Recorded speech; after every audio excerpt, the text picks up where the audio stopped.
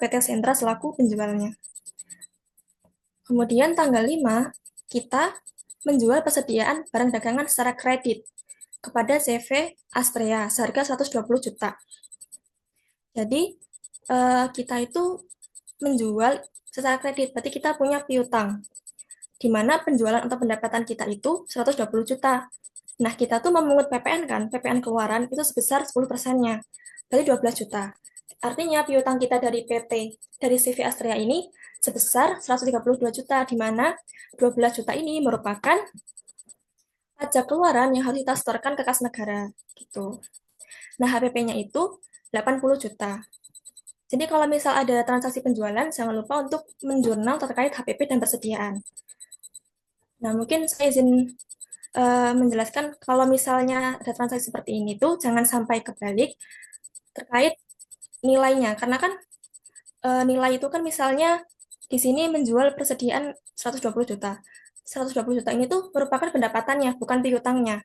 Karena piutang itu tuh nanti disesuaikan sama PPN. Jadi yang menyesuaikan nilai PPN itu eh, nama akun yang akan menjadi kas. Jadi kayak utang, piutang. Sama kayak tadi. Tadi kan membeli persediaan 57 juta. Yang mana utangnya akan menyesuaikan. Jadi bukan utangnya yang 57 juta, tapi persediaannya yang 57 juta. Lanjut ke tanggal 8 April.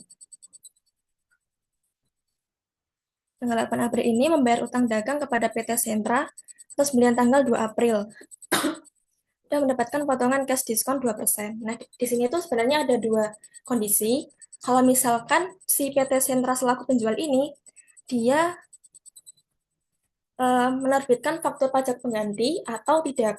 Jadi kalau menerbitkan faktur pajak pengganti itu, ada revisi atas PPN yang sebelumnya udah dipungut oleh dia gitu. Jadi kan awalnya dia punya utang usaha 62.700 tanggal 2 April. Kemudian ada diskon pembelian 2%. 2% ini dari penjualannya. Dari 57 juta, 57 juta.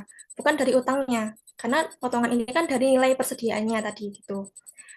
Kemudian kalau misalkan PT Sentra itu menerbitkan faktur pajak pengganti, artinya PPN yang tadi dia sudah pungut itu kan berkurang kan karena ada revisi pajak gitu sebesar 10% dari diskonnya atau 2%, diskonnya kan 2% dari PPN-nya tadi.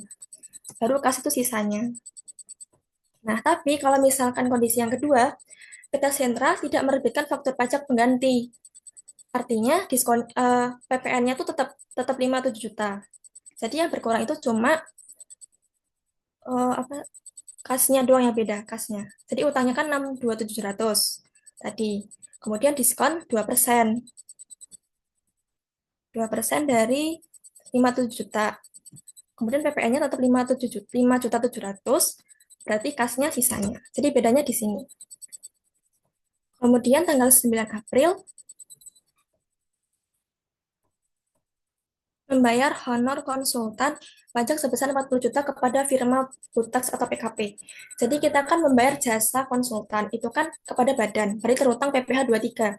Kita selaku pemberi penghasilan itu memotong penghasilannya si firma ini. 40 juta itu dipotong pajak 23. Nah, jadi kita debit dulu beban jasa konsultan tadi kan 40 juta. Kemudian kita akan dipungut PPN karena si firma tadi dia tuh PKP. Kalau PKP dia kan masih pungut PPN dan pemungut PPN tadi kan si penerima penghasilan. Nah, dia memungut PPN, berarti bagi kita kan pajak masukan sebesar 10%. Kemudian utang PPh-nya 2%. 2% dari 40 juta dari bebannya tadi, dari penghasilannya tadi. Maka kas yang benar-benar kita bayarkan ke si uh, firma tadi itu hanya 43 juta.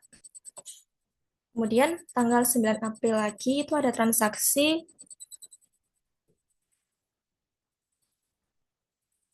menerima retur atas penjualan tanggal 5 April kepada CV Astrea. Harga pokok persediaan yang diretur adalah 20 juta. Jadi tadi tanggal 5 April kan kita menjual ke CV Astrea itu kan ini ya. Nah, tapi ternyata di tanggal 9 dia itu mengembalikan ke kita sebesar 20 juta HPP-nya. Berarti kita jurnal persediaan yang kita terima atas pengembalian dari CV Astra itu kan 20 juta. Nah, berarti persediaan pada HPP tinggal dibalik aja jurnalnya 20 juta. Kemudian di sini ada retur penjualan. Retur penjualannya itu dari kita hitung secara proporsional. Jadi kan persediaan yang diretur kan 20 juta dari 80 juta. Nah, berarti piutang usaha yang kurang itu kan 20 per 80 kali tadi ada piutang usaha 132 juta. Berarti piutang usaha yang dikembalikan, yang artinya bukan jadi milik kita lagi, itu tuh 33 juta, karena ada pengembalian barang, yang bukan hak kita lagi, gitu. Kemudian, retur penjualannya itu dari 20 per 80 proporsional dikali uh, penjualannya, dari 120 juta. Nah, PPN-nya tinggal 10%-nya dari retur tadi. Artinya kan tadi kita mungut, terus kita ada retur, berarti pajak yang kita pungut tadi itu berkurang, makanya kita debit gitu. Kemudian tanggal 10 membayar sewa gedung, menerima pembayaran dari CV Astrea atas penjualan persediaan tanggal 5 April. Nah, ingat tadi kan udah diretur tanggal 10. Nah, udah diretur, piutang kita tuh berkurang. Yang awalnya 132 juta berkurang 33 juta karena ada retur. Tadi kan ini 132 juta. Berkurang 33 juta. Berarti kita dapat kasnya itu cuma 99 juta. Kemudian tanggal 10 April lagi, membayar sewa gedung untuk 3 tahun kepada Anggada Realty PKP sebesar 300 juta sebelum PPN. Berarti ada beban sewa gedung. Nah, karena ini untuk sewa gedung ini untuk 3 tahun ke depan, berarti kan dibayar di muka. Kita catat beban sewa dibayar di mukanya itu 300 juta. Kemudian, nah karena kita kan yang bayar sewa, kita dibungut PPN kan berarti sama si anggadanya karena dia PKP. Bagi kita itu kan PPN pajak masukan sebesar 10%.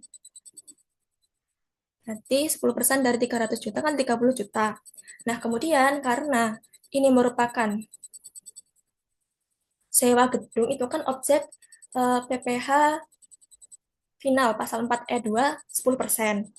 Nah, kita itu memotong penghasilannya si Anggada ini. Berarti kita tuh punya utang ke kas negara, utang PPh pasal 4E2 yang wajib kita store sebesar 10% dari 300 juta. Sehingga kas yang kita bayarkan ke si Anggada ini 300 juta. Kemudian tanggal 11 April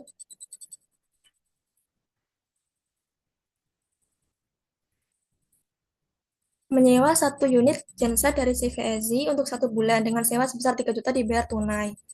Jadi kita tuh menyewa beban sewa 3 juta karena kita yang membayar, karena kita yang nyewa, kita dipungut PPN. Jadi buat kita tuh pajak masukan 10%, jadi 300.000. Kemudian kita kan membayar tuh ke penerim ke siapa tadi? Ke CVSI. Berarti kita tuh memotong penghasilannya PPh 23 atas sewa selain tanah bangunan itu kan 2%. 2% dari 3.060.000. Maka kas yang kita benar-benar bayarkan ke CVSI-nya itu 3.240.000. Kemudian tanggal 17 April menjual persediaan BKP kepada Pusdiklat Pajak seharga 60 juta. Sekaligus menyampaikan tagihan dan faktur pajak. Berarti kalau ada tagihan, berarti itu masih piutang. Harga pokok persediaan 40 juta. Berarti, nah, tadi kan instansi pemerintah itu termasuk pihak pemungut PPN dan juga PPh 22. Ini di sini. Kemudian di PPh 22 juga bagian B. Jadi meskipun pemerintah itu yang beli, itu mereka malah yang memungut karena memang mereka itu ditunjuk sebagai pihak pemungut PPN dan PPh 22. Jadi jurnalnya piutang usaha tadi kan 66 juta. Penjualan, maaf. Maksudnya penjualan tadi kan kita menjual ke pemerintah kan 60 juta tadi.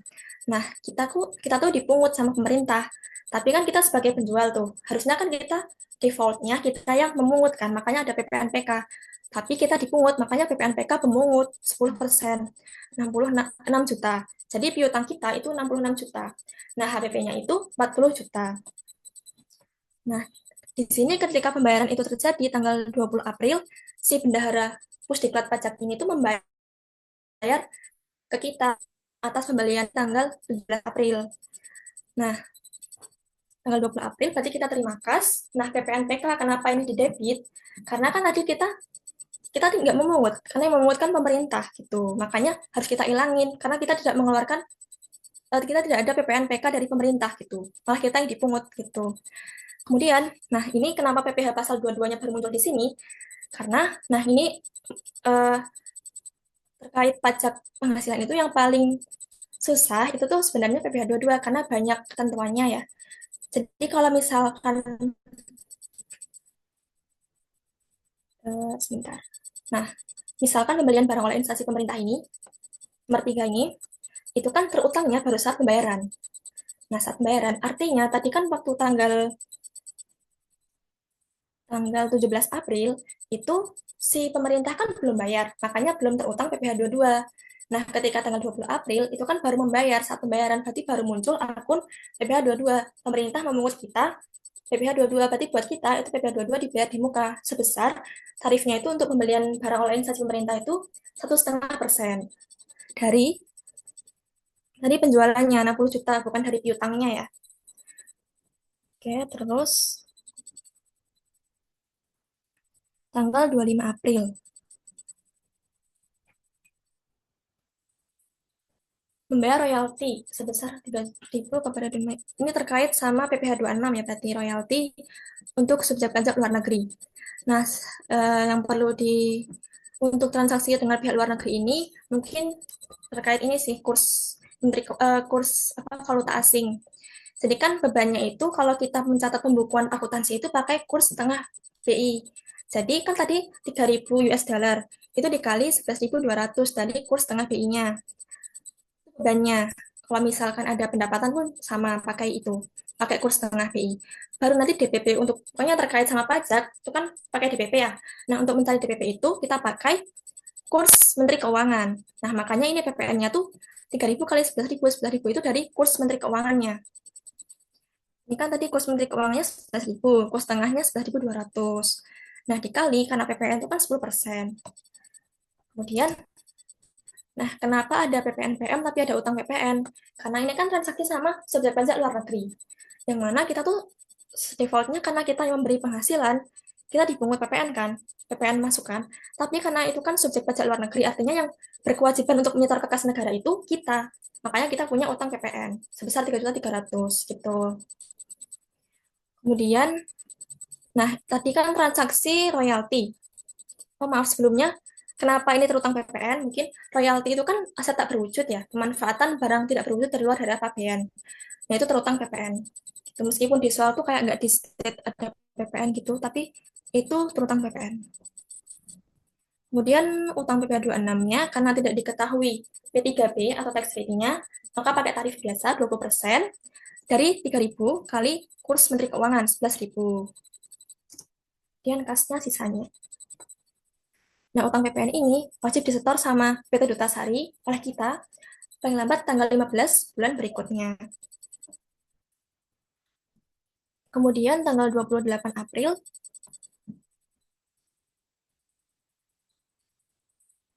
ini terkait sama transaksi PPh 21. Yang mana untuk beban gaji itu tinggal dijumlah aja, 75 ditambah 11,5 juta, tunjangan transportnya 20 juta, nah iuran pensiunnya ini kan 5 juta. Tapi yang ditanggung perusahaan itu hanya 1,5 juta, sisanya 3.500.000 itu ditanggung oleh karyawan. Artinya yang menjadi beban perusahaan itu hanya 1,5 juta saja. Yang 3,5 juta itu ditanggung karyawan melalui pemotongan gaji gitu. Tapi eh, si perusahaan itu berkewajiban untuk menyetorkan iuran pensiun ini total 5 juta ini ke dana pensiun. Kemudian PPh 21 dipotong itu ada 5.200 plus 275.000. Berarti jumlahnya itu beban gaji tadi jumlahnya, tunjangan transport, beban pasca kerja iuran pasti tadi itu yang ditanggung perusahaan aja. Kemudian utang iuran pensiun itu tadi yang totalnya, yang ditanggung perusahaan sama ditanggung karyawan. Karena yang berkewajiban untuk menyetor ke dana pensiun itu si perusahaan, makanya ada utang iuran pensiun. Kemudian utang PPh satu itu uh, tinggal jumlah dari tadi ya, ini 5.200 tambah 275. Misalnya kas yang kita bayar ke pegawai. Kemudian tanggal 30 itu terkait penyetoran utang iuran pensiun ke dana pensiun. Tinggal dibalik aja utang iuran pensiun dan mengeluarkan kas 5 juta. Nah, tanggal 10 Mei itu kita menyetorkan utang PPh 21, 23, 26, 25, PPh 4E2, dan utang PPN ke kas negara. Tinggal kita debit saja utang-utang pajak tadi, dan kita kredit kas karena kita menyetorkan ke kas negara dari transaksi yang sudah ada sebelumnya. Nah, untuk PPh 25 itu kan angsuran, artinya pasal 25 dibayar di muka. Kalau untuk pajak yang lainnya ini utang karena sebenarnya tuh pajaknya orang lain, pihak lain kayak tadi kan pegawai, kemudian ada badan-badan lain tadi kan. Tapi yang potong kan kita, makanya bagi kita tuh utang gitu. Yang wajib kita setorkan ke kas negara. Kemudian ada utang PPN juga, yang tadi yang transaksi dengan SPLN, yang royalti tadi, dan juga kas. Nah, mungkin di sini sedikit informasi atas waktu setor untuk utang PPh untuk pajak-pajak penghasilan yang kita pungut itu tanggal 10 bulan berikutnya. Kalau PPN itu akhir bulan berikutnya setelah masa pajak berakhir dan sebelum SPT masa PPN disampaikan. Tapi ada pengecualian khusus untuk PPN atas pemanfaatan BKP tidak berwujud atau JKP dari luar daerah pabean dan PPN atas kegiatan bangun sendiri itu tanggal 15 bulan berikutnya setelah masa pajak berakhir. Ini tadi kan tanggal 10 ya, pas batas waktunya. Kemudian kita lanjut. Mungkin apakah ada pertanyaan dari teman-teman? Sebelum kita lanjut ke soal berikutnya.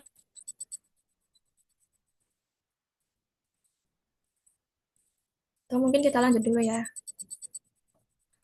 Lanjut PPh pasal 21. Ini dari soal PPT. Jadi ada pembayaran gaji karyawan 100 juta. PPh 21 yang ditanggung perusahaan itu 3 juta. Berarti perusahaan itu punya beban, ngeluarin nyatat beban karena dia menanggung PPh-nya karyawan. Yang mana perusahaan itu juga yang wajib menyetorkan kas negara. Makanya ada utang PPh pasal 21. Sekitar 3 juta. Nah, kemudian tanggal 2, pembayaran gaji pegawai 100 juta. Kemudian beban tunjangan transportasi 20 juta, tunjangan PPh 1 juta. Tingkat utang 1,5 juta yang wajib disetorkan ke negara. Jadi kasnya itu sisanya 119 juta 500. Nah, mungkin di sini bedanya PPh 21 yang ditanggung perusahaan sama PPh 21 yang diberikan oleh perusahaan sebagai tunjangan. Maksudnya tuh kalau misalkan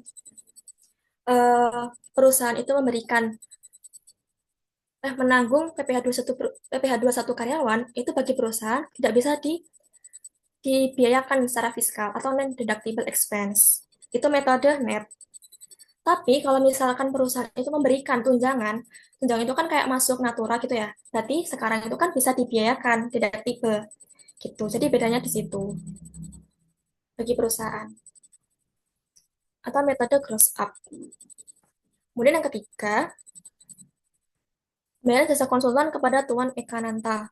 Nah, karena jasa itu sama OP, orang pribadi, itu berarti terutangnya PPh 21, bukan 23. Kalau 23 itu untuk badan. Jadi, pembayaran jasa konsultannya itu 9.750, tapi udah dipotong PPh. Berarti yang benar-benar beban perusahaan itu kan 10 juta. Yang mana utang PPh-nya 250 juta, 250 ribu, dan pembayaran yang diterima sama si Tuan Ekananta itu cuma 9.750 karena ada potongan pajak. Tuh. Ya, ini sebenarnya mirip sama yang tadi, beban gaji 1 juta, iuran pensiun hanya ditanggung perusahaan aja 1 juta. Tapi utang iurannya itu dua-duanya 1.250.000. Tunjangan transportasi 20 juta, beban tunjangan 1 juta. Utang PP 21-nya 1,5 juta, sisanya kas. Kita lanjut ke PPh pasal 22. Nah, ini mungkin yang sedikit agak perlu apa ya? perlu memahami siapa pihak memungut, siapa pihak yang dipungut, dan saat terutangnya. Karena PPh 22 ini lumayan banyak objeknya dan beda-beda perlakuannya. Jadi, untuk yang pertama, PT Abdi Sejahtera itu tahun 2016 berarti PPN-nya masih 10%.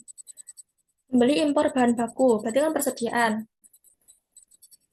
Membeli bahan baku 1 miliar. Kemudian dipungut PPN 100 juta, PPN PM ya, karena kita kan impor, berarti kita dipungut PPN sama DJBC, ya, DJBC, atau oleh importir yang bersangkutan. Kemudian kita juga dipungut PPh pasal 22 dibayar di muka, 25 juta. Sehingga kas yang kita keluarkan itu 1.125.000 karena ada PPN, ada juga PPh-nya. Jadi di sini kan kalau di soal udah diketahui nilai-nilai PPN-nya, nilai-nilai pajaknya itu berapa. Tapi kalau misal belum diketahui, itu kita perlu tahu berapa tarifnya. Jadi kalau impor itu kan ada dua, ada yang dengan api sama tanpa api. Nah, di sini berarti kan kalau misal 1 juta, itu berarti dengan api kan, karena tarif kalau dengan api itu 2,5%. Kalau tanpa api 7,5% tarifnya. Nah, PPh 22-nya dipungut sama DJBJ, Bea dan Cukai. Kemudian, yang terkait sama impor tadi, itu ya tadi dipungut sama DJBJ. Kemudian, selanjutnya, kedua, kita menjual biji kakao kepada pabrik coklat. Berarti kita ada pendapatan penjualan itu 500 juta. Kemudian ada PPh 22 yang dipungut itu 1.250. Kemudian kas yang kita terima itu sisanya. Nah, seharusnya kalau ada penjualan tadi kan ada HPP sama persediaan, tapi di sini tidak ada datanya, berarti ini bisa kita kosongkan saja. Nah, mungkin teman-teman di sini terkait sama ini ya transaksi penjualan hasil perkebunan. Kakao, biji kakao kan hasil perkebunan. Nah, untuk transaksi untuk poin 6 ini, nah pembelian bahan-bahan berupa hasil kehutanan, perkebunan, dan sebagainya itu dipungut sama badan usaha industri yang melakukan pembelian. Jadi malah yang membeli. Tuh, jadi kita kan yang jual nih. Tadi kita yang jual, pabrik coklat yang beli. Pabrik coklat tadi kan badan usaha industri. Makanya dia yang memungut dan kita yang dipungut. Berarti buat kita itu tuh PPh 22 dibayar di muka gitu. Kemudian nomor 3, membayar upah buruh harian. Ini kan berarti PPh 21 beban gaji 20 juta, PPh 21 1 juta, kasnya sisanya 19 juta. Kemudian selanjutnya PT Autospeed dealer kendaraan bermotor itu kan berarti distributor dalam negeri.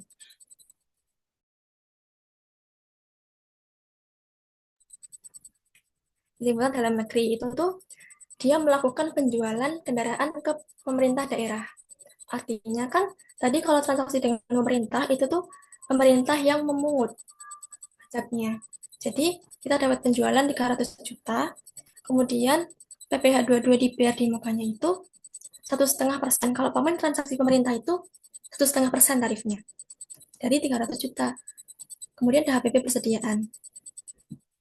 Nah, ini asumsinya tuh penjualannya tuh udah tunai. Jadi sewaktu penjualan itu juga sekalian pembayaran, makanya udah ada akun terkait PPh 22. Tapi kalau misalkan pemerintah itu bayarnya hari berikutnya dalam artian misal tanggal 1 transaksi tapi masih piutang. Nah, berarti belum ada jurnal terkait PPh 22. Karena ini muncul ketika tadi saat pembayaran. Gitu. Kemudian tanggal 2, pembelian kendaraan ke produsen dengan DPP 10 miliar. Jadi kita pun dapat kendaraan 10 miliar, kemudian PPN kita dipungut PPN 1 miliar, kemudian PPh 22 dibayar di mukanya 45 juta. Jadi kas yang kita bayarkan ke produsen tadi itu sebesar jumlah ketiga ini. Nah, untuk transaksi ini itu termasuk ke yang nomor 4. Karena kita kan tadi menjual ke produsen kan. Sebentar. Kita menjual ke produsen. Ya, kita menjual ke produsen industri otomotif. Nah, artinya yang memungut PPh itu ya badan usaha tersebut gitu. Berarti mohon maaf kita membeli dari produsen maksudnya. Makanya kita dipungut karena yang memungut itu si badan usaha yang melakukan penjualan hasil produksinya atau produsen tadi gitu. Jadi kita dipungut PPh dua, kita dipungut PPN, dan kita membayar kasnya itu plus pajak-pajak tadi gitu. Kemudian nomor tiga, kita menerima restitusi PPN. Nah, untuk terkait PPN ini kan, jadi PPN yang kita bayar ke pemerintah itu selisih dari PPN pajak keluaran dengan PPN pajak masukan. Nah, kalau misalkan ada lebih bayar, itu kan si wajib pajak itu bisa melakukan restitusi atau kompensasi. Kalau kompensasi artinya dia lebih bayar ini tuh bisa dikompensasikan dengan kurang pajak keluaran di masa berikutnya. Jadi buat nutup utang pajak di masa berikutnya gitu. Jadi misal kita punya kompensasi 5 juta, di tahun masa pajak berikutnya kita punya utang pajak 10 juta. Artinya yang kita store itu cuma 5 juta aja, bukan 10 juta, karena kita punya kompensasi. Nah, tapi kalau restitusi, itu tuh kita meminta pengembalian dalam bentuk uang tunai gitu. Jadi kan kita menerima restitusi PPN, berarti kita dapat kas, jadi kan ada piutang PPN lebih bayar, 100 juta. Kemudian akuntansi PPh pasal 23, itu terkait sama sewa, jasa, bunga, di sini kan tapi berkaitan sama transaksi antar badan, wajib pajak badan. Jadi pada resik selalu ada transaksi untuk bulan Juli menyerahkan jasa kebersihan 10 juta. Berarti pendapatan jasa 10 juta karena kita tuh yang menyerahkan jasa, berarti kita yang menerima pendapatan kan. Kalau kita menerima penghasilan, kita yang memungut PPN. Tadi kan PPN dipungut sama penerima penghasilan. PPN PK 10%-nya. Nah, karena kita tuh menerima penghasilan, penghasilan kita dipotong pajak 23 sebesar 2%. 2% dari 10 juta. Kemudian kas yang kita terima itu 10 juta 800. Kemudian yang kedua, kita itu membeli alat pembersih 8,8 juta dan termasuk PPN. Artinya kas yang kita keluarkan itu 8,8 tapi tidak include PPN. Yang mana PPN itu tuh 10% kan dari kita cari di PP-nya itu 100 per 110 kali 8 juta 800. Maka PPN-nya tinggal 10%-nya aja atau 10 per 110 kali 8 juta 800. Gitu. Mungkin penjelasan terkait akuntansi PPh Output cukup sampai di sini. Selanjutnya kita beralih ke materi akuntansi PPN yang akan dijelaskan oleh rekan saya Aldina. Kepada Aldina, saya persilakan.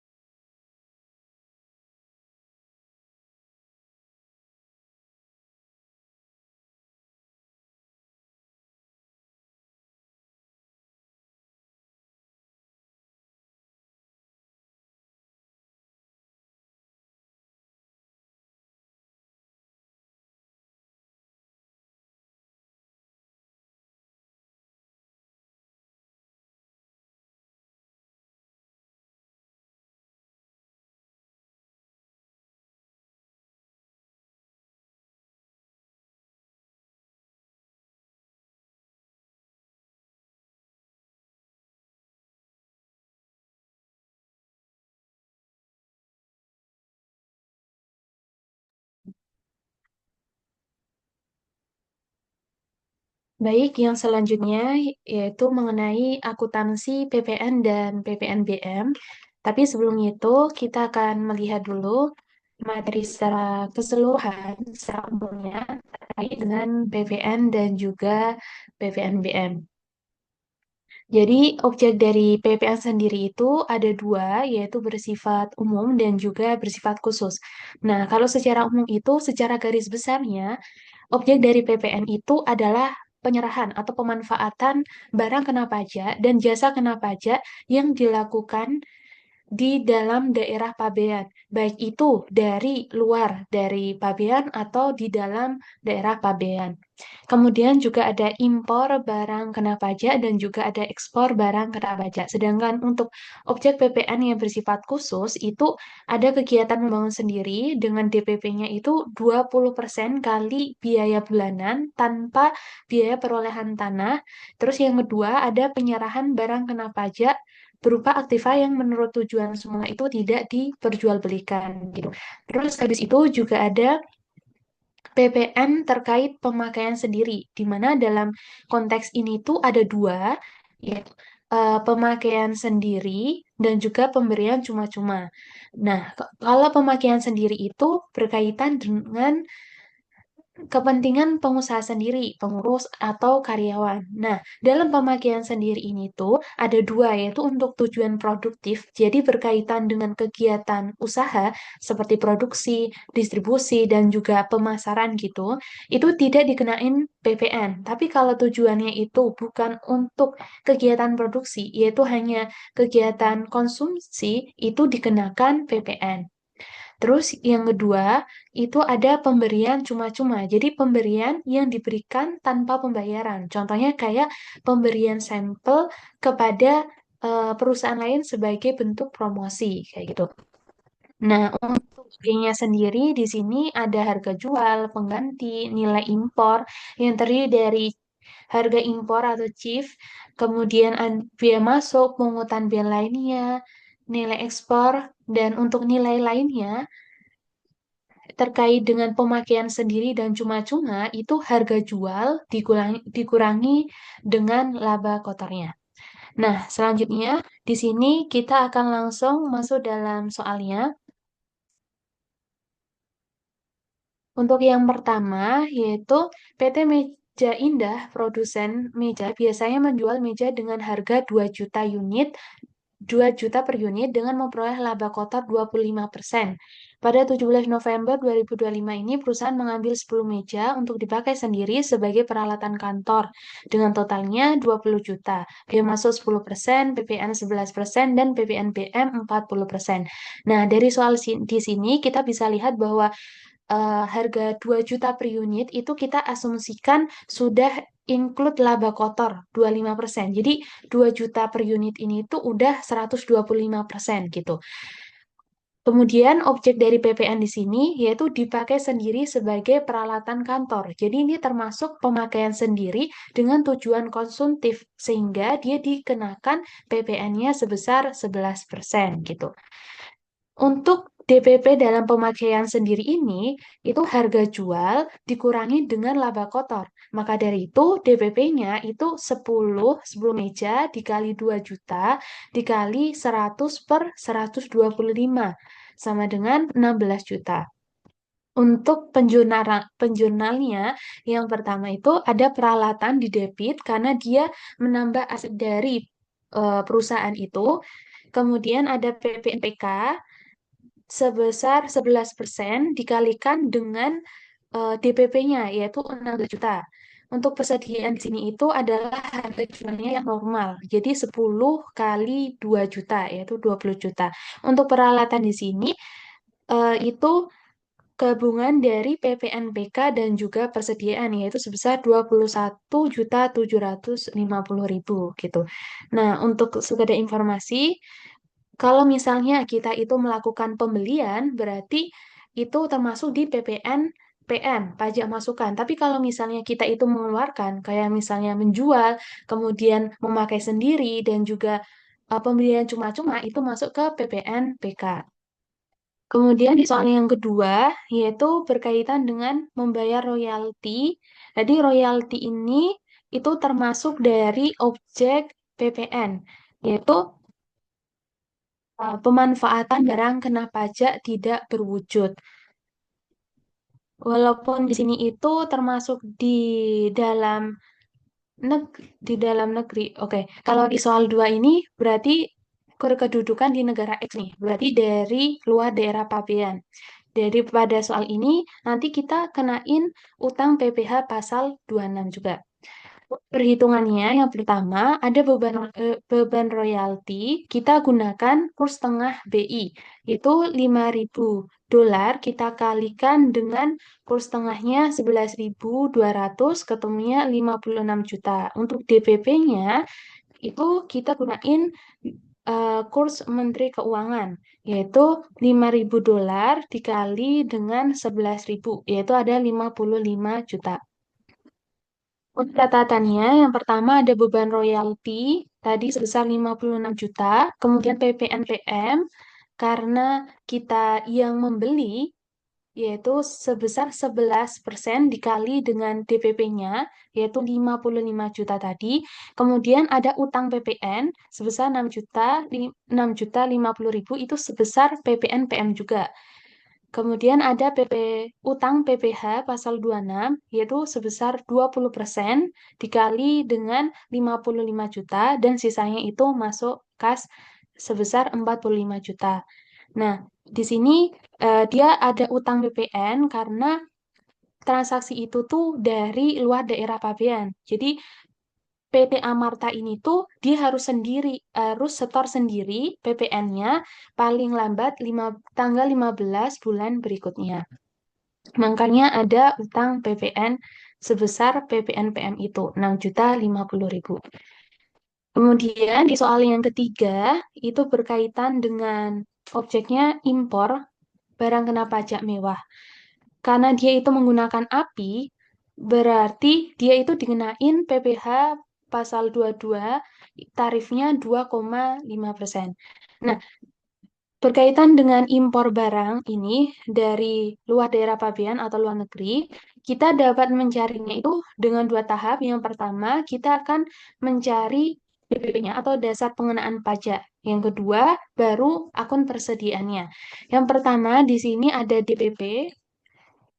Untuk objek PPN berupa impor, maka DPP-nya adalah nilai impor yang terdiri dari harga impor dan eksklusif, cost installment rate, kemudian ada bea masuk dan juga pungutan pabean lainnya. Nah, untuk DPP ini kita menggunakan kurs Menteri Keuangan. Harga impor di sini tuh ada 30.000 US dollar. Baru kita kalikan dengan kurs Menteri Keuangan yaitu 9.400. Totalnya ada 282 juta. Kemudian kita tambah juga dengan biaya masuk yaitu sebesar 2,5% dari harga impor itu yaitu sebesar 7.050.000. Terus habis itu kita jumlahin, jadi dasar pengenaan pajaknya itu sebesar 289.050.000. Untuk perhitungan dari PPN impor, itu ada 11% dikali dengan DPP-nya, yaitu sebesar 31.795.000. Kemudian PPN BM-nya, yaitu 20%-nya dari DPP, yaitu sebesar 57.810.000. Kemudian ada PPh pasal 22 yaitu 2,5% kali DPP-nya sebesar 7.226.250 rupiah. Selanjutnya yang tahap kedua yaitu perhitungan dari akun persediaan. Untuk perhitungan dari akun persediaan ini kita menggunakan kurs tengah BI gitu. Nah, untuk perhitungan dari persediaan ini tuh juga terdiri dari harga impor, biaya masuk, dan juga ada pengeluaran biaya lainnya. Di sini ada harga impornya tadi 30.000 US dollar, kita kalikan dengan kurs tengah BI yaitu 9.600, ketemunya 288 juta. Kemudian biaya masuknya itu dua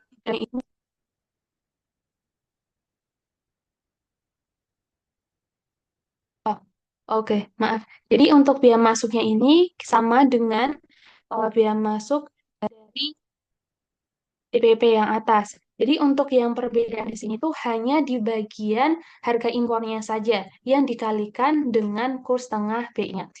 Terus habis ini eh, ada kita masukin PPNBM karena dalam soal ini tuh dia melakukan impor untuk kegiatan sendiri, bukan untuk diekspor kembali. Jadi dimasukkan dalam akun persediaan. Jadi nilai dari persediaan itu totalnya ada 352.860.000.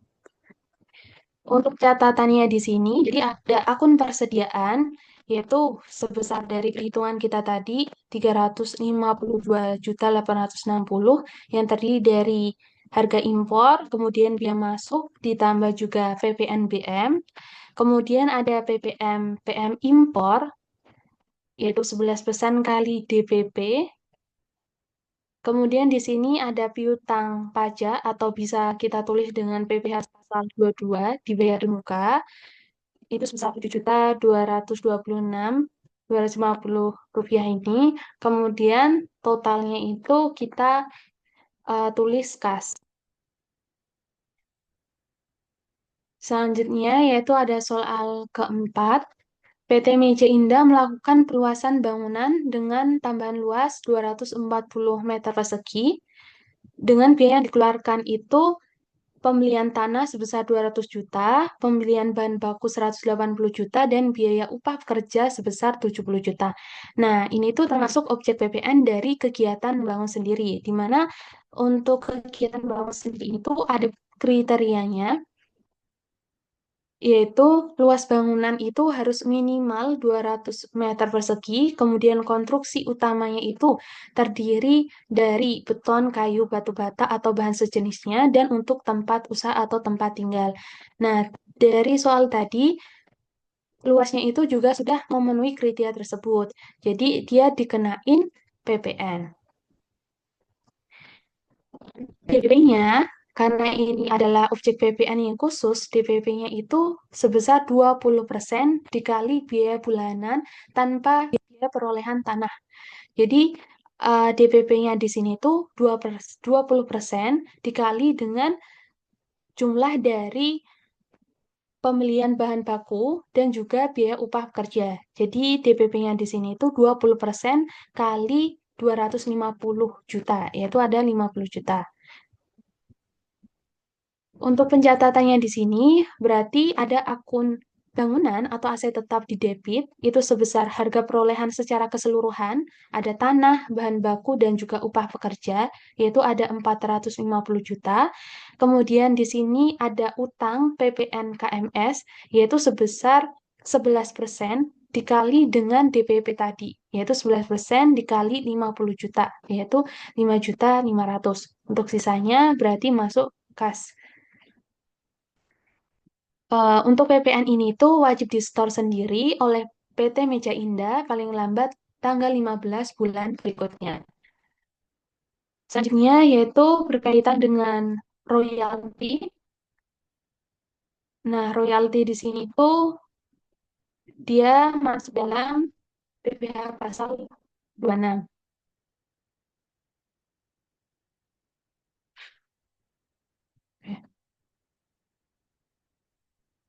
Untuk perhitungan dari beban royalti di sini, kita ingat kembali, untuk beban royalti itu kita menggunakan kurs tengah BI. Tapi kalau perhitungan pajak, kita menggunakan kurs Menteri Keuangan gitu. Jadi dalam penjurnalannya, di sini ada beban royalti sebesar 48 juta, yaitu dari nilai royalti ini $5.000 dikali dengan kurs tengah BI yaitu 9.600 gitu. Kemudian di sini ada PPNPM yaitu sebesar 11% dikali dengan DPP-nya. Di sini sudah diketahui di soal yaitu 47 juta. Untuk DPP sendiri sama itu terdiri dari harga impor, kemudian ada biaya masuk dan juga pabean lainnya. Kemudian di sini ada utang PPN sebesar PPN PM yaitu 5.170.000. Ada utang PPh pasal 26 yaitu 20% dari DPP tadi, 20% kali 47 juta dan sisanya itu masuk kas.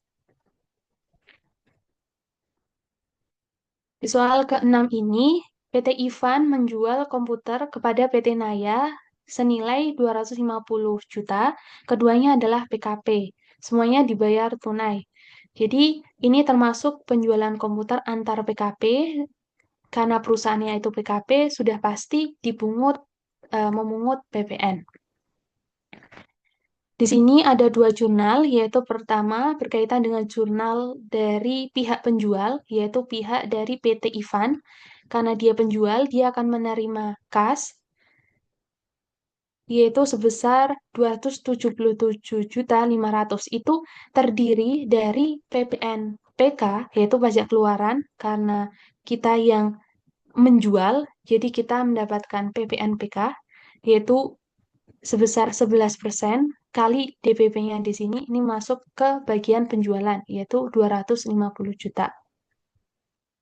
Baru di sini juga ada HPP terhadap persediaan karena dalam soal itu tidak diketahui, berarti kita kosongin aja. Terus untuk pihak dari pembeli ada aset tetap di debit yaitu sebesar harga belinya yaitu 250 juta. Kemudian di sini ada PPNPM, yaitu 11% kali harga belinya, yaitu 27.500. Untuk kasnya ini total dari aset tetap dan PPNPM. Selanjutnya, yaitu berkaitan dengan impor barang lagi. Sama, kalau impor barang ini karena dilakukannya ini di dalam, oke, itu pas penanganan membahas. Soal nomor 7 ini, PT Pasti Tembus memiliki API melakukan impor barang istimewa dari luar negeri dengan harga 500 juta. Asuransi sampai dengan pelabuhan Indonesia adalah 10 juta, sedangkan biaya angkut sampai pelabuhan adalah 20 juta. Biaya masuk 10%, PPN 11%, dan PPNBM 40%, cukai 30%. Berarti di sini Oke. Karena di sini itu adalah impor barang, berarti masuknya di PPh pasal 22. Kalau misalnya itu royalti, itu masuknya di PPh pasal 26 gitu. Sama dalam perhitungannya, yang pertama kita cari dari DPP-nya dulu, dasar pengenaan pajaknya, itu pasti menggunakan nilai dari kurs Menteri Keuangan. Nah, karena di sini itu udah dalam bentuk rupiah, maka kita tinggal jumlahkan saja, yaitu ada cost-nya, harganya, kemudian asuransi, ada biaya angkut juga. Jadi total harga impor di sini ada 530 juta. Lalu kita cari biaya masuknya dulu, yaitu 10% dari harga impor ini. Jadi 10% dikalikan dengan 530 juta, yaitu 53 juta. Kemudian dikenain cukai 30% dari chief, yaitu 30% kali 530 juta. Ketemunya di sini ada 159 juta. DPP di sini kita jumlahkan, yaitu ada 742 juta.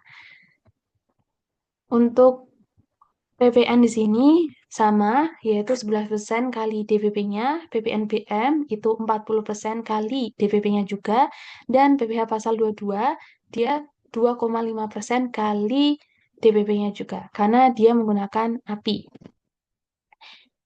Terus untuk perhitungan dari nilai barang atau persediaan, yaitu terdiri dari harga impor,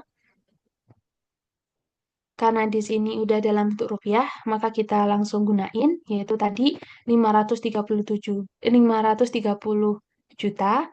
Kemudian masuk juga ada biaya masuk, yaitu sebesar yang kita hitung di DPP. Kemudian cukainya juga sama di DPP ini.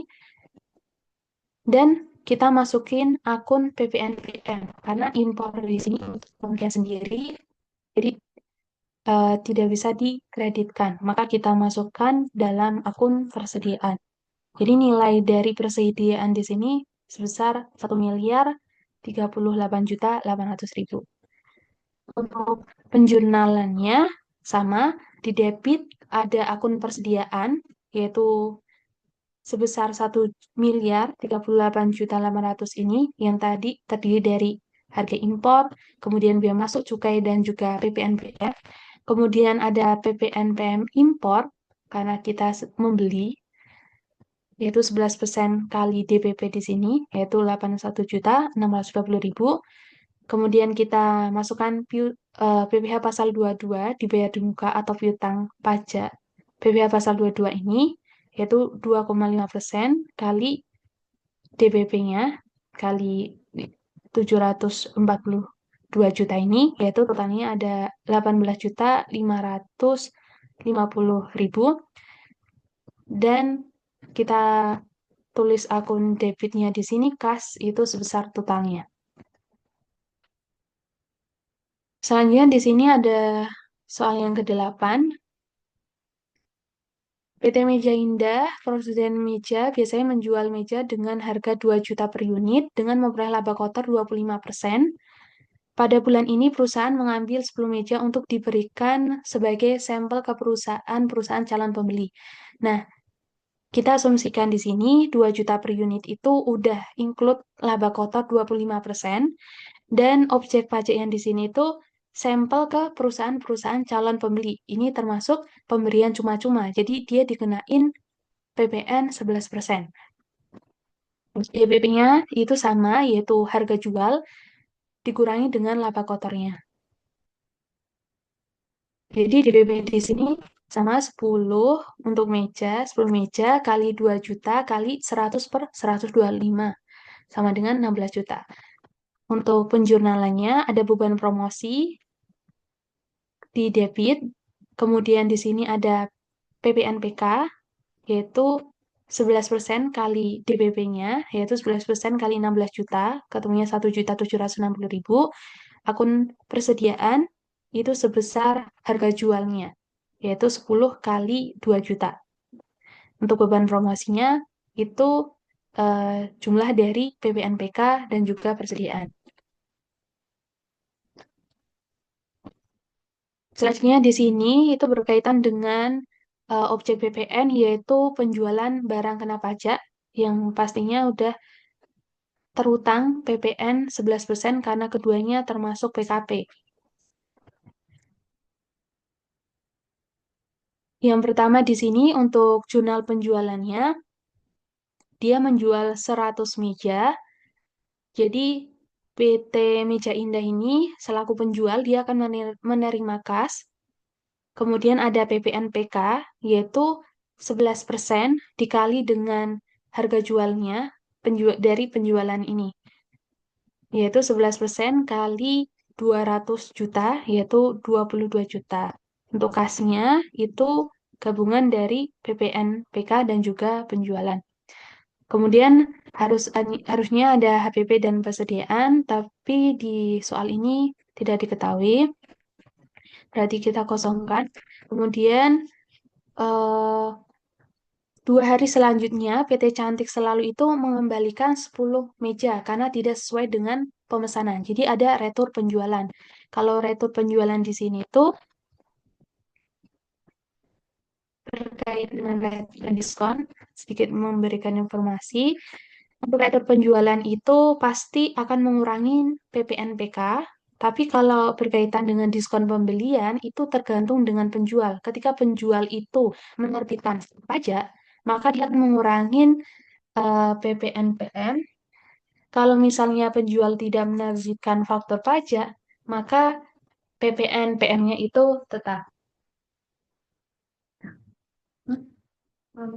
Oke, kembali ke soalnya.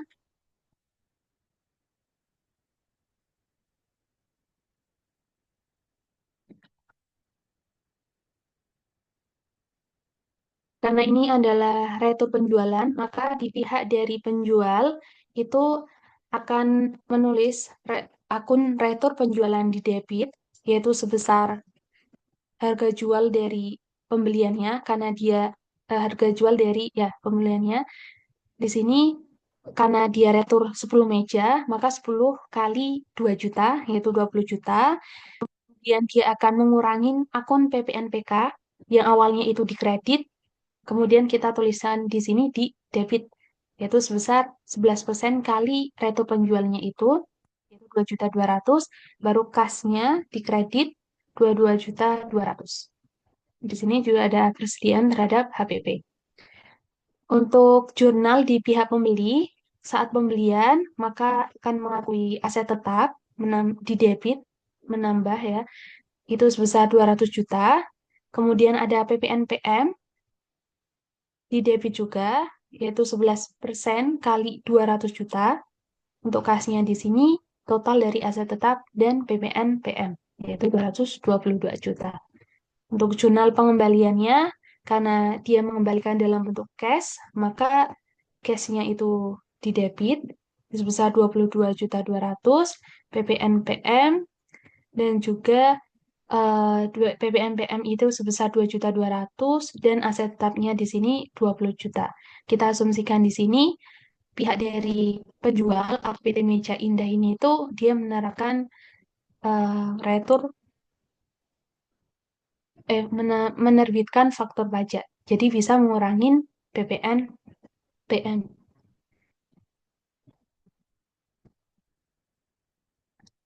Yang selanjutnya yaitu berkaitan dengan objek PPN membayar jasa konsultan asing dalam bidang komunikasi agar meningkatkan citra perusahaan yang sedang buruk.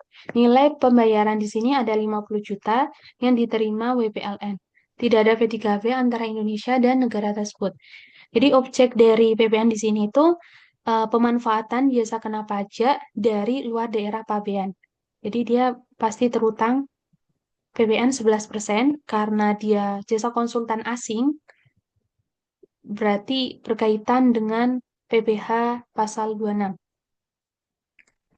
Untuk beban konsultan di sini sebesar pembayarannya yaitu 50 juta, kemudian ada PPNPM karena kita yang membayar.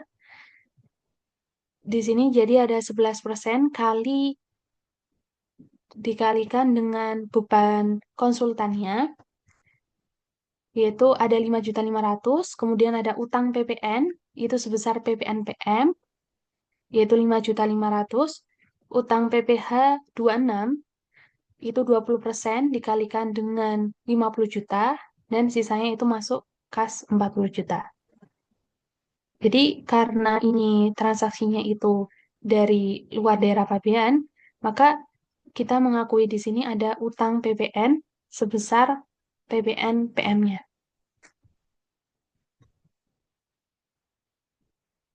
Yang selanjutnya yaitu penjualan ke pemungut PPN.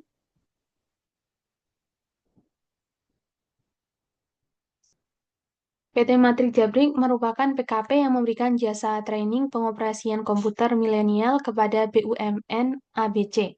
Ketika jasa telah diberikan, PT Matrik mengirimkan tagihan sebesar 150 juta pada tanggal 13 Oktober 2023. BUMN ABC membayar tagihan pada 10 November 2023. Oke, untuk soal ini, jadi objeknya tadi berkaitan dengan penjualan jasa kena pajak. Karena di sini itu pihak pembelinya itu adalah BUMN, maka pihak yang memungut PPN itu adalah BUMN itu.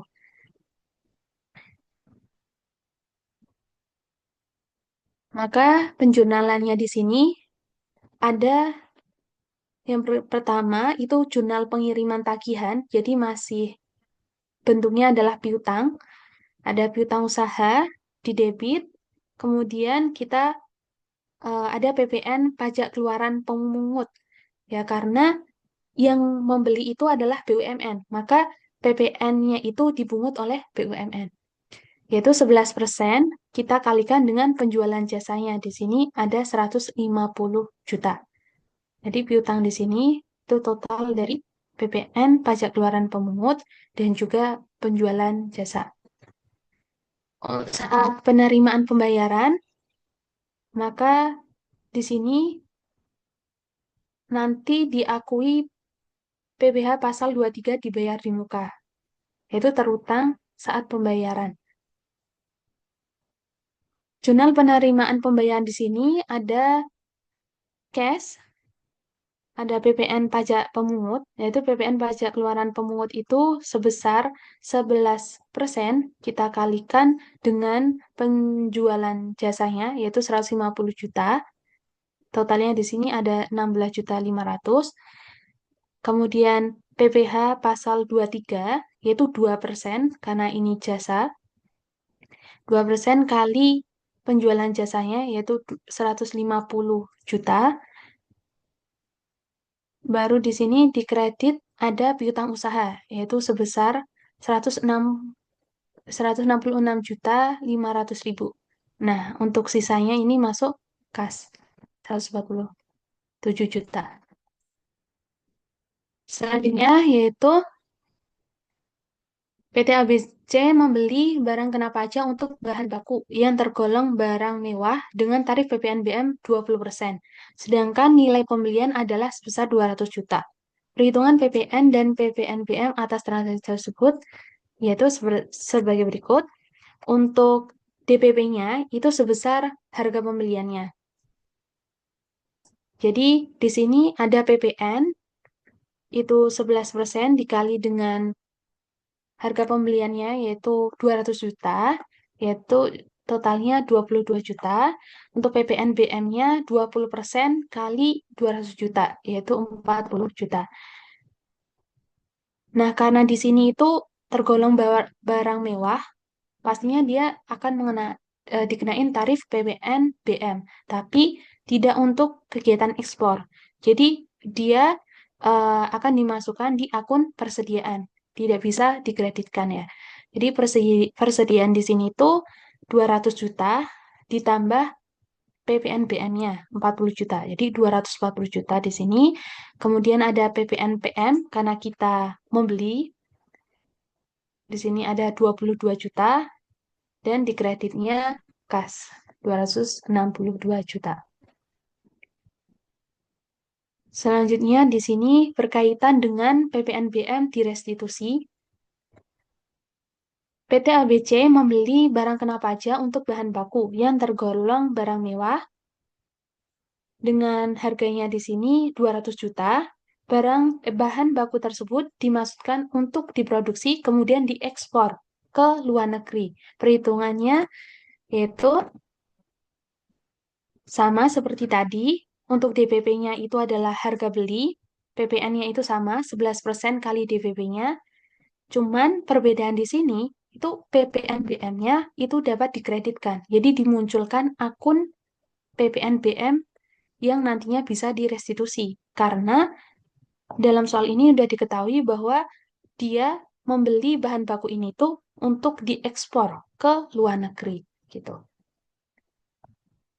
Jurnal saat pembelian di sini ada persediaan, yaitu sebesar harga belinya, yaitu 200 juta. Kemudian PPNBM-nya itu 20% kali 200 juta, yaitu sebesar 40 juta.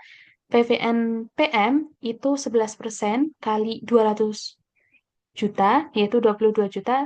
Dan di kredit ada kas, itu sebesar 262 juta.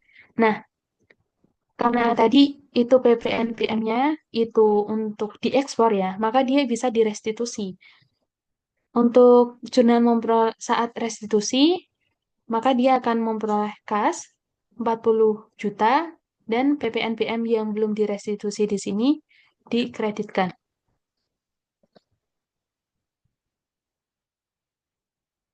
Restitusi. Jadi akun PPNBM-nya nanti hilang.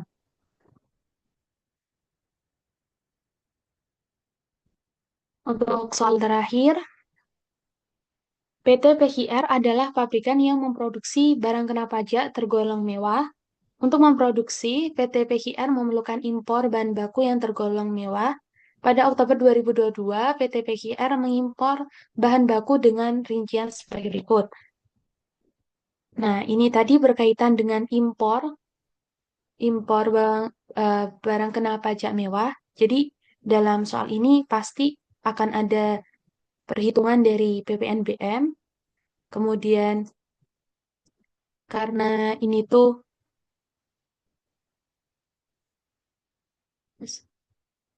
Oke. Terus ada impornya itu berupa barang, berupa bahan baku, maka dikenainnya adalah PPh 22. Dia menggunakan api, jadi dikenain tarif PPh 22-nya itu sebesar 2,5%. Untuk perhitungannya, yang pertama kita cari dulu perhitungan dari DPP-nya menggunakan kurs Menteri Keuangan ya. Untuk chief sendiri ada 30.000 US dollar. Jadi 30.000 US dollar itu kita kalikan kurs Menteri Keuangan sebesar 15.200. Totalnya ada 456 juta. Kemudian biaya masuk di sini udah diketahui yaitu sebesar 2,5% kali chiefnya tadi ketemunya 11.400. Kemudian di sini nggak ada cukai. Jadi nilai impor DPP-nya itu tinggal kita jumlahkan yaitu 467.400. Untuk perhitungan PPNBM itu 20% kali DPP-nya yaitu totalnya 93.480.000. Untuk PPN itu 11% kali DPP-nya, yaitu 51.414.000. Dan PPh 22 yaitu 2,5% kali DPP-nya. Untuk perhitungan nilai dari bahan baku atau persediaan itu, kita menggunakan kurs tengah Bank Indonesia. Yang di sini tuh yang bedanya hanya di bagian harga impornya saja, yaitu 30.000 dolar kita kalikan dengan kurs tengah Bank Indonesia yaitu 15.400. Totalnya 462.000. Untuk bea masuk dan juga PPNBM kita ambil dari perhitungan dari DPP yang atas. Di sini PPNBM itu include ya karena dari soal dia hanya mengimpor bahan baku tidak untuk diekspor kembali, maka dia tidak bisa dikreditkan dan masuk di akun persediaan. Jadi nilai dari persediaan di sini itu total dari harga impor tadi 462 juta ditambah biaya masuk dan juga PPNBM totalnya 566.880.000. Untuk penjurnalannya di sini, pertama akun persediaan di debit karena pasti dia akan menambah persediaan dari perusahaan tersebut, yaitu sebesar ini tadi kita cari 566.880.000. Kemudian ada PPNPM impor karena kita pihak yang membeli yaitu 11% kali DPP dari perhitungan yang kita tadi di atas yaitu 46.400 ini yaitu sebesar 51.414.000. Kemudian ada piutang pajak PPh 22 itu sebesar 11.685.000 dan di akun kreditnya itu kas total dari persediaan PPNPM dan juga piutang pajak PPh pasal 22.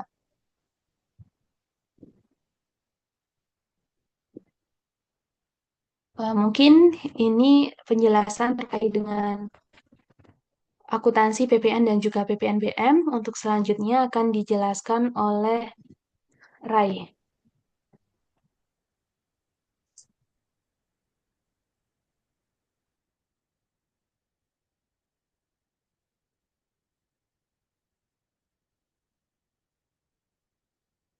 Ya, oke.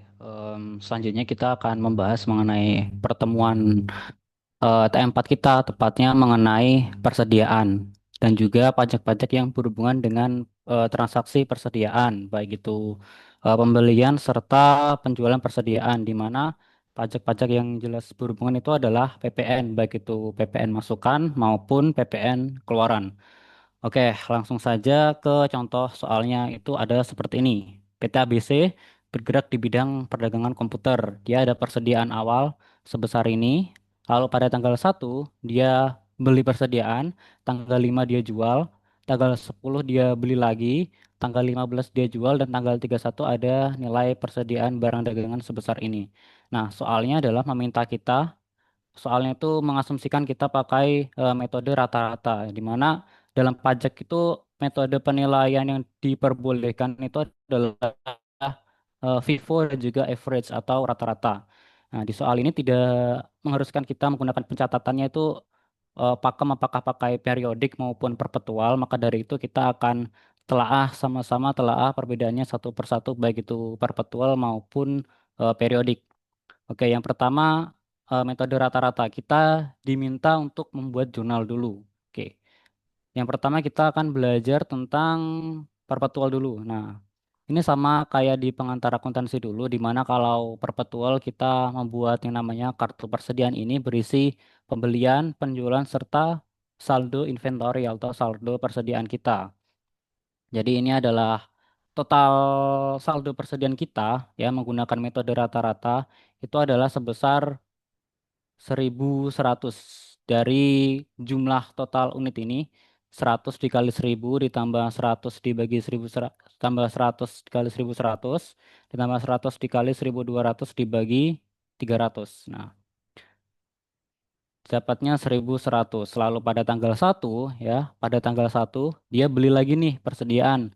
Beli lagi sebesar 100. Nah, kita catat dulu. Dia beli persediaan sebesar 100, harganya 1.050, totalnya adalah 105.000. Kalau kita bagi rata-rata dengan dibagi 100, dapatnya adalah per unit itu 1.087,5. Lalu pada tanggal 5 Januari dia menjual lagi sebesar 150 unit. HPP-nya adalah harga per unitnya itu adalah yang terakhir di rata-ratain yaitu 1.087,5 ini. Lalu untuk yang 10 dia beli lagi sebesar 100 dengan harganya 1.100 ya sehingga totalnya itu menjadi 110.000. Terus kalau kita rata-ratain ya, kita rata-ratain ini sama dengan yang sisanya tadi yang 271 ini ditambah 1.110 ini dibagi dengan total unit sekarang itu 350 sehingga didapatkan sebesar 1.091. Oke, lalu pada tanggal 15 dia juga jual lagi sebanyak 200. Oke, dengan harga di akhirnya adalah modal rata-rata 1.091. Terus di akhirnya ya di tanggal 31 ternyata kita memiliki stok atau nilai inventory sebesar 1.063 dengan jumlah unit yang tersisa yaitu 150. Nah, ini fungsinya adalah kita mencari tahu ya perpetual itu berapa yang terjual, berapa yang dibeli dengan langsung mencatat pembelian persediaan pada akun inventorinya. Itu kalau yang perpetual. Oke, langsung ke jurnalnya.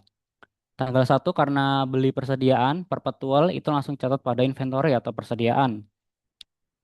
Lalu kita ada PPN masukan. Kenapa kok ada PPN masukan? Karena di sini PT DEF ya, kita beli dari PT DEF itu PT DEF-nya merupakan PKP sehingga DEF itu mungut PKP. Oleh karena itu kita ada PPN masukan. Lalu transaksi yang kelima itu kita menjual. Tanggal 5 kita melakukan penjualan. Karena kita ada melakukan penjualan, makanya kita mencatat PPN masukan. Kenapa PPN keluaran, sorry. Kenapa kita mencatat PPN keluaran? Karena kita PT ABC itu merupakan PKP sehingga kita wajib mengut PPN gitu.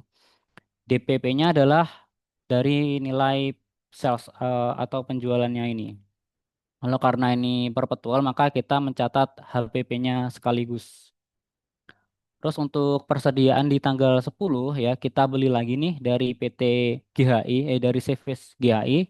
Nah, sebesar 110.000. Tapi karena CV GHI ini bukan PKP ya. Karena bukan PKP maka GHI ini nggak mungut PPN sehingga kita nggak bayar PPN masukan.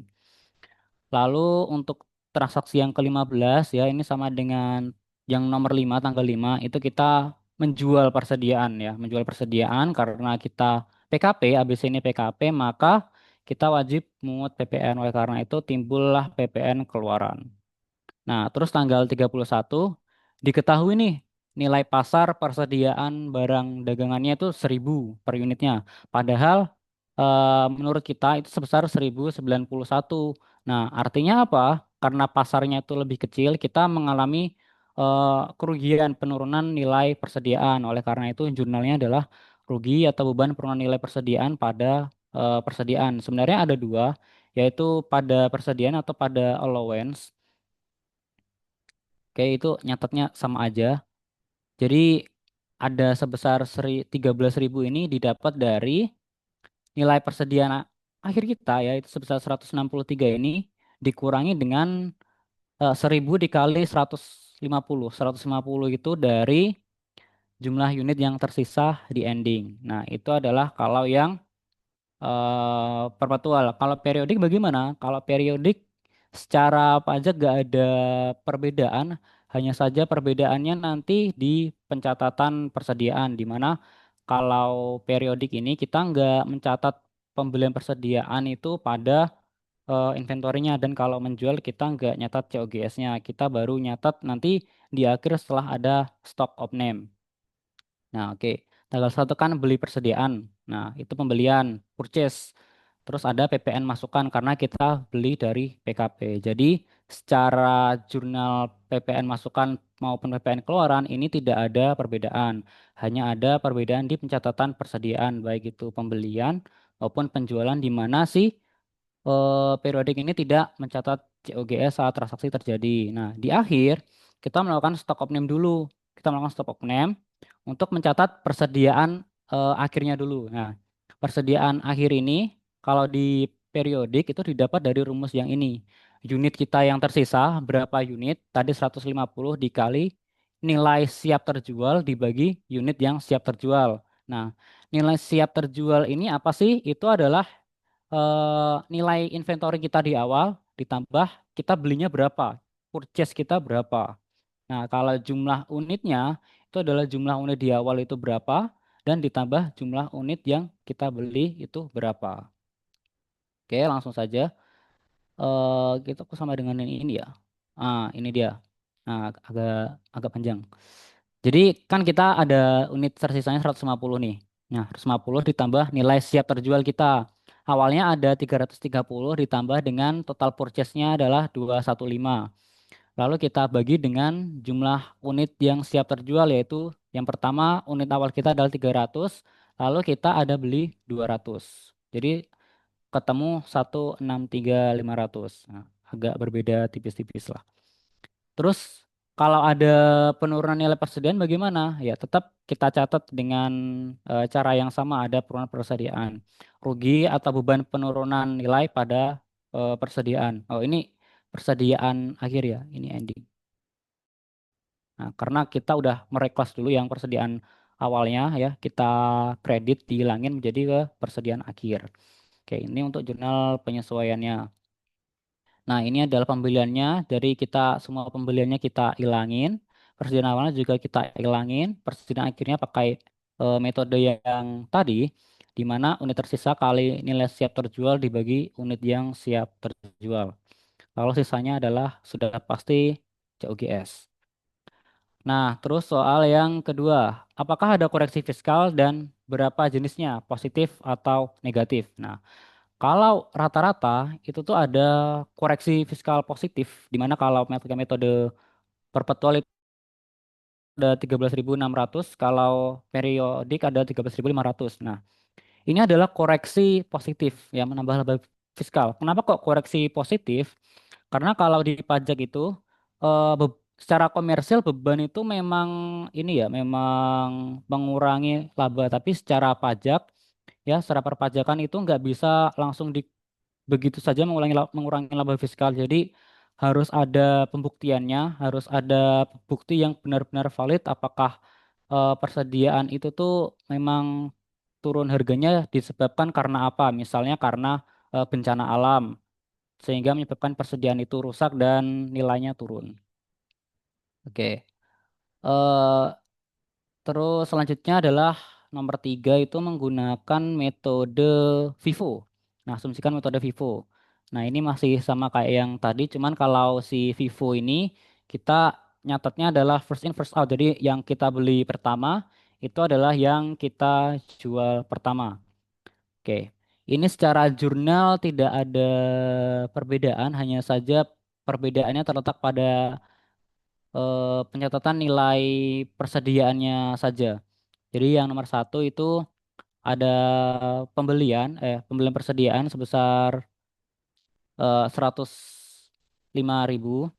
Nah, terutang PPN masukan karena kita beli dari PKP.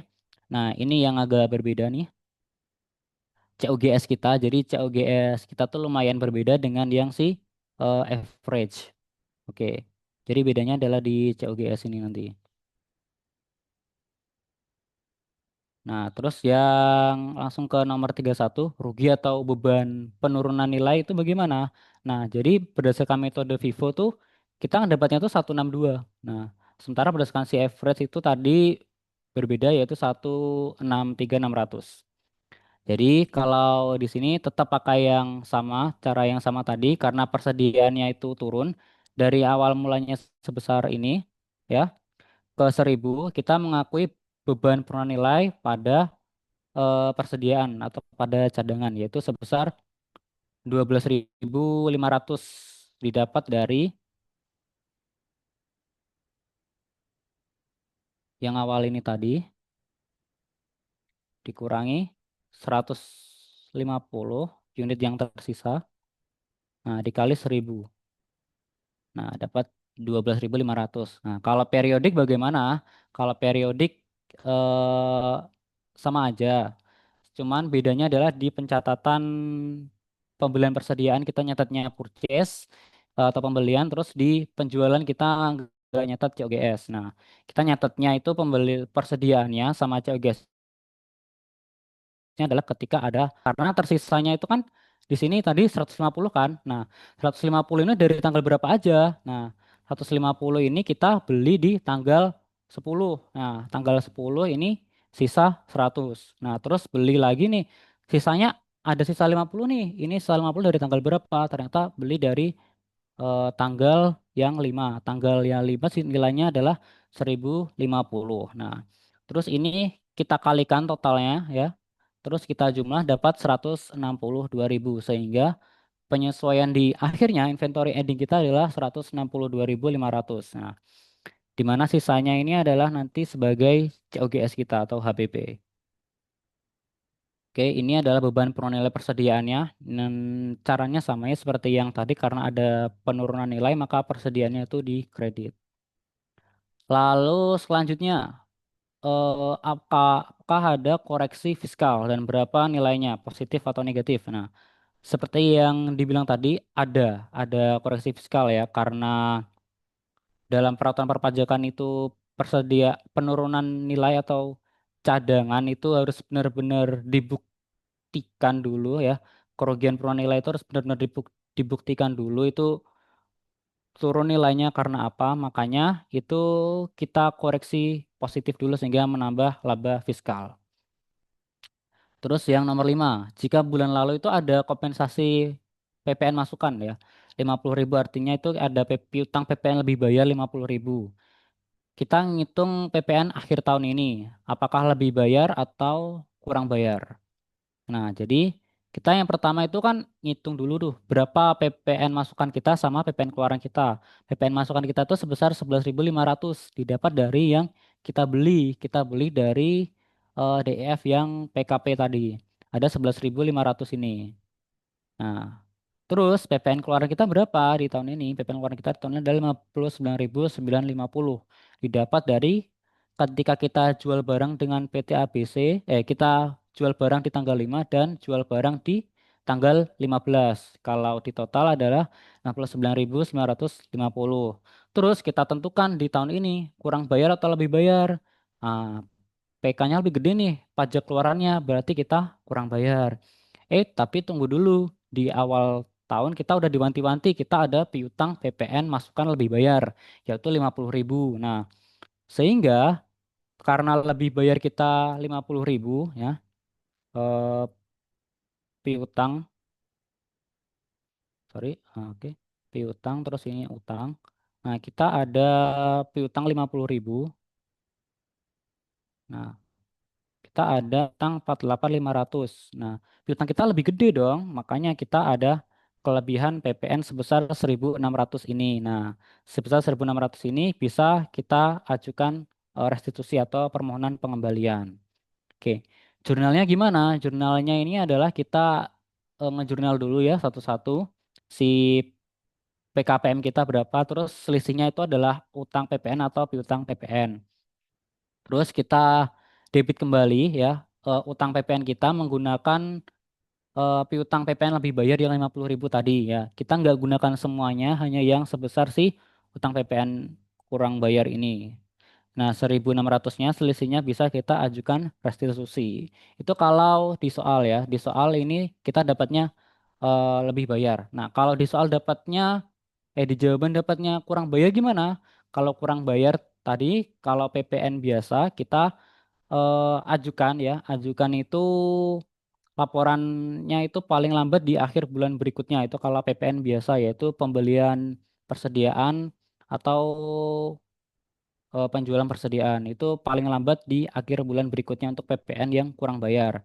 Nah, kecuali untuk kegiatan membangun sendiri itu agak beda yaitu tanggal 15 bulan berikutnya. Oke guys, jadi sampai di sini apakah ada yang ditanyakan? Oke, sepertinya tidak ada.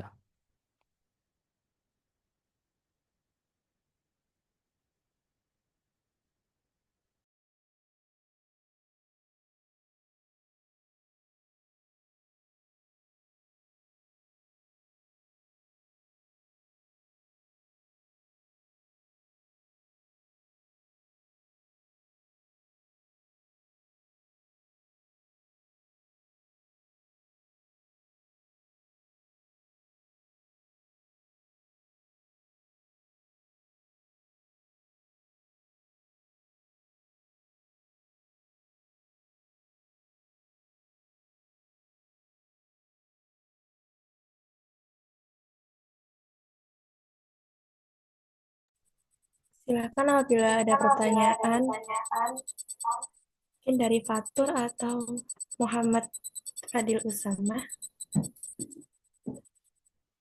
Boleh langsung open mic atau lewat chat.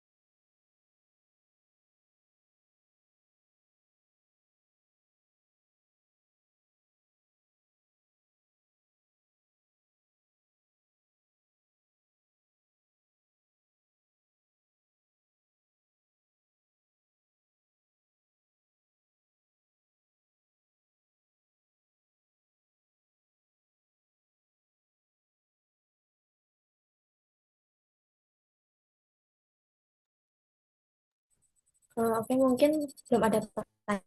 Bisa bertanya ke kami. Mungkin terima kasih atas perhatiannya teman yang sudah antusias mengikuti tendir hari ini. Semoga bermanfaat. Assalamualaikum warahmatullahi wabarakatuh. Sampai jumpa di tendir selanjutnya.